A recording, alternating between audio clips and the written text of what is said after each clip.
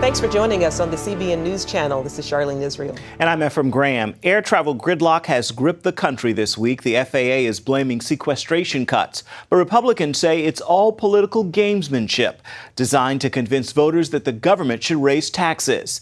Heather Sells has the latest. Beginning this week, every air traffic controller is being furloughed 1 day out of every 10. The move is aimed to save $600 million this fiscal year. The cost to the American public, flight delays across the country, except in Washington area airports, which have been miraculously spared. In the first 3 days this week, travelers experienced 5,800 flight delays. Compare that with the same time period last year, in which there were 2,500 delays. We refuse to sacrifice safety, even if it means less efficient operations.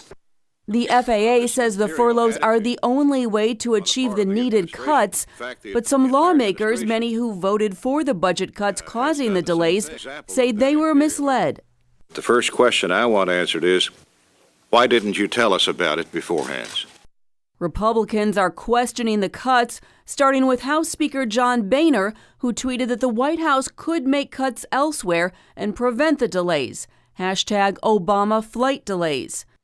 Bill Frezza at the Competitive Enterprise Institute says the delays represent a political calculation. And I don't think there's any doubt right now that there's an attempt being made to convince the American people that we will all be better off if we pay more taxes.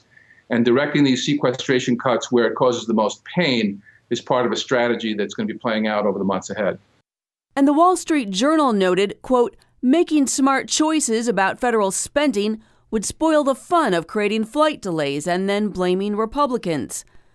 What remains to be seen, just how fed up the public will become and what Americans will demand. I honestly think if the American public screams loud enough, they probably will, but the public's going to have to yell loud and hard. The FAA furloughs couldn't come at a worse time as the height of the summer travel season is about to begin. Almost 7,000 flights could be delayed daily, all because there are fewer air controllers to direct takeoffs and landings. Heather Sells, CBN News.